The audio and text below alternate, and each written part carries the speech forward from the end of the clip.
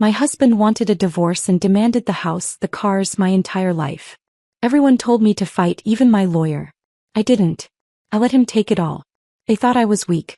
At the final hearing, I signed everything away. Unaware to him, I'd already secured my freedom until a few quiet words changed his face forever. My husband looked across the conference table with the kind of cold satisfaction that comes from someone who believes they've already won. He wanted the house, the cars, my business, everything we'd built together over 12 years of marriage. He wasn't negotiating. He wasn't asking. He was taking, like our entire life together was just a transaction he was closing, and I was the fool who'd signed the bad deal. My lawyer, Patricia Hendricks, grabbed my wrist under the table hard enough that I knew there'd be marks later. She'd been practicing family law for 28 years, and when I told her what I was planning to do, the color drained from her face completely. Sophia, don't do this. We can fight him. We should fight him. He's not entitled to half of what he's demanding. If this story gave you chills, smash that like button and help us reach 100K subscribers before the new year. We're so close to this incredible milestone, and your subscription could be the one that gets us there. Hit subscribe now and join our community. Let's celebrate together. I looked at her, then back at Marcus sitting across from me with that smug expression I used to find charming. The same face I'd kissed goodnight for over a decade. The same man who'd held me when my father died. The same person who promised before God and our families that he'd stand by me through everything. Give it all to him, I said quietly. Patricia dropped her pen. Excuse me. You heard me. The house, the cars, the business. Give him everything he wants. Marcus's smile flickered. Just for a second. He wasn't expecting that. His lawyer, a slick operator named Gregory Whitman, leaned over and whispered something in his ear. Marcus nodded slowly, like a predator who'd just cornered wounded prey. He thought he'd broken me. He thought I was surrendering. Everyone did. My mother called that night, her voice shaking with tears. Elena Cortez had raised 3 daughters on her own after my father passed from cancer. She'd worked double shifts as a hospital administrator, sacrificed everything so my sisters and I could have futures. Now she was watching her youngest daughter hand over her entire life to a man who didn't deserve a single second of it. Sophia, please. Your father poured everything into Cortez Commercial Interiors. You can't just give it away. You can't. Mom, I need you to trust me. Trust you? Mija, you're not thinking straight. You're hurt. You're angry. Let me call your sisters. Let us help you. I'm not angry, Mom, I said, and I meant it. Not anymore. And I promise you, I know exactly what I'm doing. She didn't believe me. I could hear it in her silence. That tremor of fear that her daughter had finally snapped under the weight of betrayal. My older sister Isabella showed up at my apartment the next morning. She's a defense attorney, sharp as broken glass, protective to a fault. She'd never liked Marcus, made that clear from the day I introduced them. But she kept quiet for 12 years because she loved me and respected my choices. She didn't keep quiet that day. You're telling me you're going to let him walk away with everything? The business Dad started? The house we helped you renovate? You're just going to hand it over? Yes. Why? I pulled out a folder, thick, bursting with documents, bank statements, invoices, emails, canceled checks. I slid it across my kitchen table. Because he doesn't know what he's really taking. Isabella opened the folder. He read the first page, then the second. By the 5th page, her jaw was set and her hands were trembling. Is this real? Every word. And he has no idea I found it. Not a clue. Not one. She closed the folder and looked at me, really looked at me, for the first time since this nightmare started. Then she smiled. Little sister, you might be the most dangerous woman I've ever met. See, everyone thought I was broken. They thought I'd given up. They saw a woman who walked into divorce proceedings and waved the white flag without throwing a single punch. But they didn't know what I knew. They didn't see what I'd found buried in 4 years of financial records. They didn't understand that sometimes the best way to win isn't to fight harder. It's to step aside and let your enemy walk straight into the trap they built for themselves. So when I walked into that courtroom for the final hearing, I wasn't nervous. I wasn't scared. I wasn't defeated. I was patient. My name is Sophia Cortez. And this is the story of how I lost everything to win it all back. I grew up in Phoenix, Arizona, in a neighborhood where people knew your name and your business. My father, Antonio Cortez, was an interior designer who specialized in commercial spaces, hotels, restaurants, corporate offices. He started Cortez Commercial Interiors in 1985, working out of our converted garage with nothing but a drafting table, a phone line, and a vision that most people thought was insane. By the time I was 10, I was helping him pick fabric swatches and color palettes. By 16, I could read architectural blueprints better than most contractors. I loved the work. Loved transforming cold, empty spaces into environments where people wanted to be. My sisters went different directions. Isabella became a lawyer. Carmen became a pediatrician. But me? I stayed with Dad's company. I loved creating something beautiful with my hands, solving design problems other people walked away from. Dad died of pancreatic cancer when I was 28. Found out in March, gone by August. The doctors said it was aggressive, said there was nothing they could do.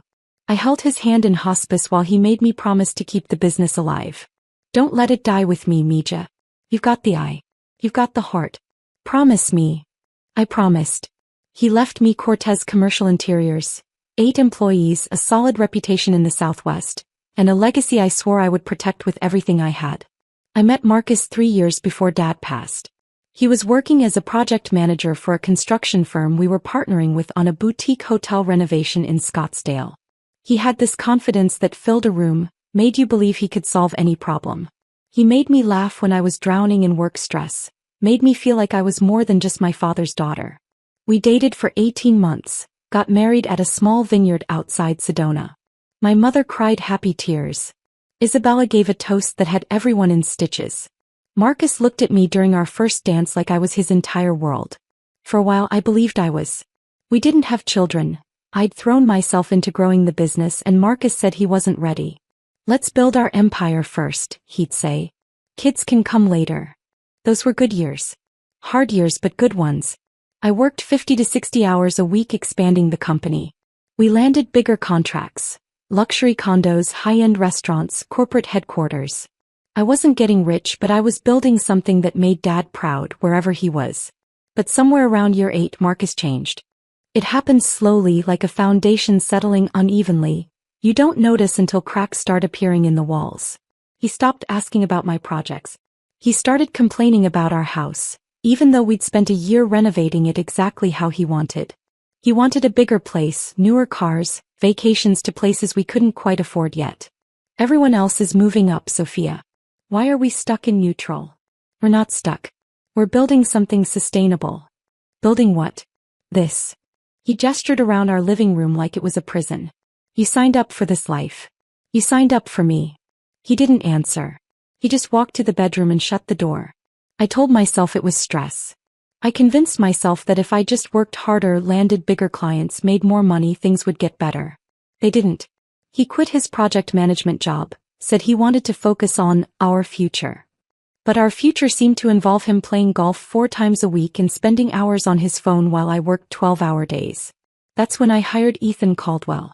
I needed help with the business financials. The company had grown too complex for me to manage the books alone. A colleague recommended Ethan, said he was brilliant with numbers, trustworthy, professional. Ethan showed up to our first meeting in a tailored suit with a portfolio full of success stories. He talked about optimization and growth strategies and efficiency models. He made me feel like I'd been leaving money on the table my whole career, but he could fix it. So I gave him access to everything, every bank account, every contract, every financial record Cortez Commercial Interiors had ever produced. Looking back, I can see how reckless that was. But I was exhausted. I was trying to save my marriage. I was trying to honor my father's legacy. I didn't have energy left to question a man who came with glowing references. Ethan started coming to the house for dinner meetings. Marcus loved him. They'd talk sports, investments, business philosophy. Marcus laughed more at Ethan's jokes than he'd laughed at anything I'd said in months. The signs were everywhere but I was blind. My mother tried to warn me. Elena Cortez doesn't speak without purpose, so when she pulled me aside after Sunday dinner one evening, I should have listened. Something's not right, Mija. The way Marcus looks at you now, it's like you're a stranger. And that accountant of yours. Mom, please. Not this. I'm trying to protect you. From what? Marcus and I are going through a rough patch. We'll work it out. I was so wrong. It was a Wednesday in April when my world shattered. I had a client meeting scheduled at a resort in Paradise Valley, but the client's assistant called that morning. Family emergency, need to reschedule. I decided to go home early, maybe surprise Marcus with lunch from his favorite Italian place. I pulled into our driveway around noon. His car was there. The house was quiet. Marcus? You home? No answer. I set the takeout on the kitchen counter, walked through the living room. Nothing. I figured maybe he was napping, he'd been complaining about insomnia. I headed upstairs. The bedroom door was closed. I could hear something on the other side, voices, movement, muffled laughter. My heart started racing before my brain understood why. I pushed open that door. And there they were. Marcus and Ethan Caldwell. In our bed. In our house. In the room where I'd cried myself to sleep more nights than I could count. Time stopped. I couldn't breathe. I just stood there, frozen, staring at the two people I'd trusted most in the world, tangled together like I didn't exist. Sophia, wait. Let me explain. Explain what, Marcus? Explain how long you've been sleeping with our accountant. Ethan was scrambling for his clothes, wouldn't meet my eyes. How long? I asked again. Marcus pulled the sheet around himself. About 2 years. 2 years. 24 months of lies. Of anniversary dinners and birthday celebrations and promises while he was destroying everything behind my back. Get out of my house. Sophia, let's talk about this rationally, Ethan said, moving toward the door. Business is business. I stepped in front of him. I'm 5'4", but in that moment I felt 10 feet tall. Business? You've eaten at my table. You've given me advice on my father's company. You looked me in the eye every week and lied to my face. I think you're overreacting. I grabbed my phone. Get out now or I'm calling the police and reporting you for trespassing. Your choice. He left. Didn't even glance at Marcus. Marcus started crying. Real tears or performance, I couldn't tell anymore. Sophia, please. I was lonely. You're always working. I needed someone who understood me. I've worked 60-hour weeks to build the life you said you wanted. Maybe if you'd paid more attention to me instead of that company. That company is my father's legacy. And apparently, it was the only thing keeping this marriage alive. 10 days later, Marcus filed for divorce. But he didn't just want out, he wanted everything. The house, both vehicles, full custody of our Bernese mountain dog Luna, and quietest commercial interiors. The company my father built, the company I dedicated my adult life to growing. His lawyer sent a demand letter that made me physically ill. Marcus claimed he'd been an unpaid partner in building the business, deserved compensation for years of emotional support and domestic sacrifice. Patricia called me the same day. Sophia, this is robbery. He's not entitled to the business. We can destroy this claim. Not yet, Patricia. There's something I need to verify first. That night I drove to the office. I pulled every financial record from the last 4 years. Bank statements, invoices, vendor contracts, email correspondence, check ledgers. I spread them across my father's old desk and started reading. By midnight I'd found the first fabricated invoice. By 3 a.m. I'd found 19 more. By sunrise I'd uncovered nearly $580,000 in fraudulent transactions, shell companies, fake vendors, payments for materials and services that never existed. And on more than half of those authorization forms, right there in digital signature, was my husband's approval. Marcus wasn't just cheating on me. He was systematically robbing me blind. And he thought he was going to walk away with everything. I sat in my sister Isabella's home office the next morning, the evidence folder between us. 4 years of theft. More than $500,000. Fake invoices, phantom vendors, forged contracts, and Marcus's digital fingerprints on nearly everything. My first instinct was to confront him, throw these documents in his face, call the police, watch him arrested in handcuffs. But then I stopped myself. Marcus was calculating. If I tipped my hand now, he'd find a way to cover his tracks, destroy evidence, blame Ethan. He'd twist the narrative until he looked like the victim. I needed a different approach. Isabella, I need you to help me find a forensic accountant. Someone who can document this properly. Someone who can build a case that will stand up in federal court. Federal court? Sophia, what are you planning? Marcus wants quietest commercial interiors. He's demanding it in the divorce. If I fight him, he'll dig in, hide evidence, drag this out for years. But if I give it to him willingly... Isabella's eyes widened. He inherits legal responsibility for every transaction the company made. Exactly. That's either brilliant or insane. Probably both. Can you help me? She finished her coffee and set the mug down firmly. I know someone. Works with the U.S. Attorney's Office on Financial Crimes. Let me make some calls. 4 days later, I was sitting in a glass conference room with a forensic accountant named Victoria Brennan. She was a woman in her early 50s with sharp eyes and a reputation for taking down white-collar criminals. I handed her everything. Every statement, every invoice, every email trail. She spent 3 weeks analyzing it all, building timelines, tracing money flows, documenting the systematic theft. When she finished, she called me back to her office. Ms. Cortez, you have an exceptionally strong case here. This isn't amateur hour. This is organized embezzlement. Your husband and your accountant have been running a coordinated scheme for at least 48 months. What are my options? Civil suit would take years and cost a fortune. Given the scope and the interstate wire transfers involved, I'd recommend the federal route. The FBI's Economic Crimes Unit handles cases like this. Wire fraud alone carries up to 20 years. And if my husband takes ownership of the company before charges are filed? Victoria smiled. Then he assumes full legal liability for everything that company has done. Every fraudulent transaction, every fake vendor payment, every dollar that disappeared, it all becomes his responsibility. I shook her hand and walked out of that office feeling something I hadn't felt in months. Hope. The next several weeks were the hardest of my life. I had to pretend. Had to sit across from Marcus in mediation sessions and act defeated. Watch him smirk while Gregory Whitman listed demand after demand. Patricia thought I was having a breakdown. Sophia, I'm begging you. Let me fight this. We have grounds to contest everything. No. We agree to his terms. The house. Give it to him. The vehicles? Give them to him. The business your father built with his own hands?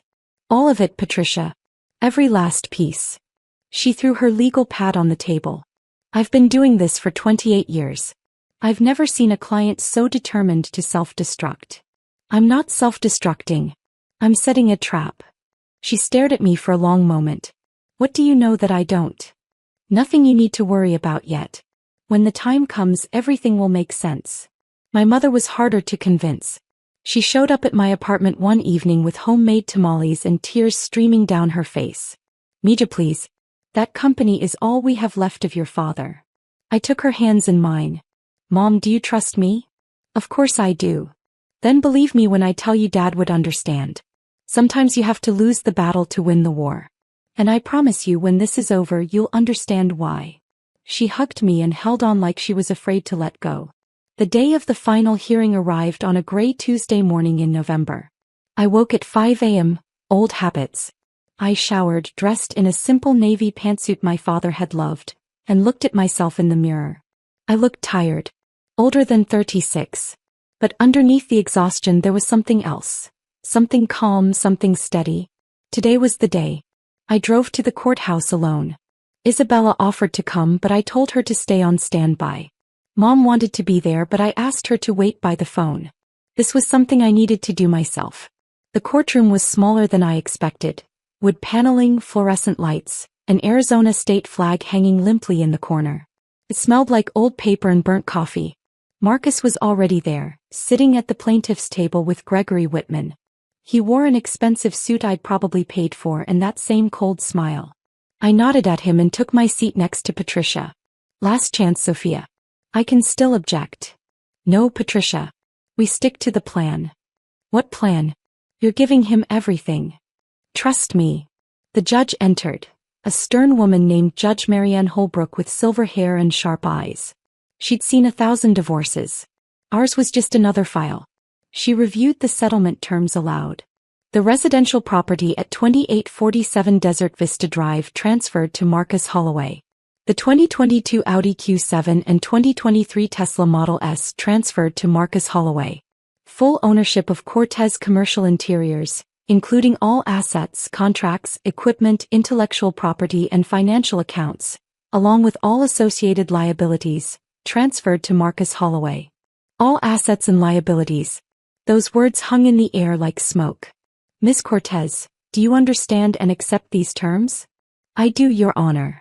And you're entering into this agreement voluntarily without coercion? Yes, Your Honor. Patricia shifted beside me. I could feel her frustration radiating like heat. The judge slid documents across her bench. Very well. Please sign where indicated. I stood, walked to the bench, picked up the pen. Marcus watched me with barely concealed triumph. He thought he'd won. Thought he'd broken me so completely I didn't have strength left to fight. I signed my name on every page. Steady hand. Clear signature. No hesitation. When I finished, I turned and looked at Marcus one last time. He was already whispering to Gregory, probably planning how to liquidate my father's company for maximum profit. I returned to my seat. Judge Holbrook was about to close the proceedings when the courtroom doors opened. 3 people walked in. 2 men in dark suits with federal badges visible on their belts. 1 woman carrying a manila envelope, Victoria Brennan. The entire room went silent. The first agent walked directly to Gregory Whitman and handed him the envelope. I watched Gregory's face change, the confidence draining like water from a cracked vessel. His skin went pale. His hands trembled as he read. What is it? Marcus demanded. What's wrong? Gregory turned to him, leaned close and whispered 6 words.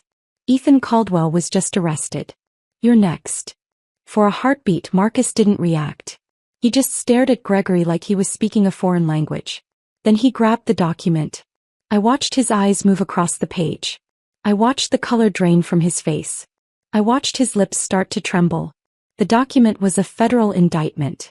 Wire fraud. Embezzlement. Tax evasion. Conspiracy to commit financial crimes. 2 names listed as defendants. Ethan James Caldwell and Marcus David Holloway. Marcus stood so fast his chair toppled backward. No, this isn't right. This is a mistake. Judge Holbrook banged her gavel. Mr. Holloway, compose yourself. You don't understand. This was all Ethan. I just signed what he told me to sign. The female agent stepped forward. Mr. Holloway, you have the right to remain silent. Anything you say can and will be used against you in a court of law. Marcus spun toward me, his perfect composure shattered. His voice came out as a scream. You did this. You set me up.